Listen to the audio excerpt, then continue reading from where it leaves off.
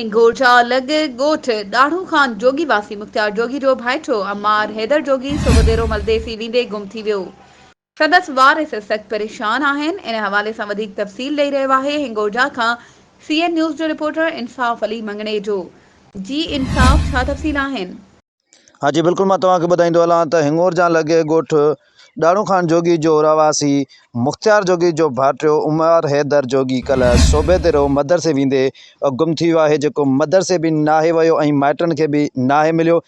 संदन वारसनि अॼु शाम मीडिया ॾो जेको आहे सो ॻाल्हाईंदे चयो त कल्ह शाम मदरसे 4 बजे धारा वञी रहियो हुयो त रस्ते में ई गुम थी वियो आहे।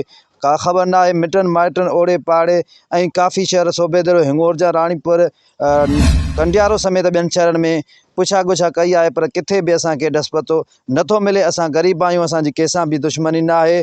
ख़बर न आहे त असांजो मौसूम बचो काॾे वियो आहे, जेको कल्ह शाम ॻोठ खां मदरसे तरफ़ वञी रहियो हुयो सूबेदेरो हिंगोरजा खां, त रस्ते वेंदे गुम थी वियो आहे। असांजी अपील आहे SHO सूबेदेरो ऐं SHO हिंगोरजा ऐं SSP खैरपुर ऐं ॿियनि वस वारनि खे त असांजी ॻोल्हा में मदद करे असांजो मौसूम जेको बचो आहे उहो वापसि करायो वञे ऐं असांजी ॻोल्हा में मदद कई वञे। जी महिरबानी इंसाफ़ तफ़सीलनि खां आगाह करण जे लाइ।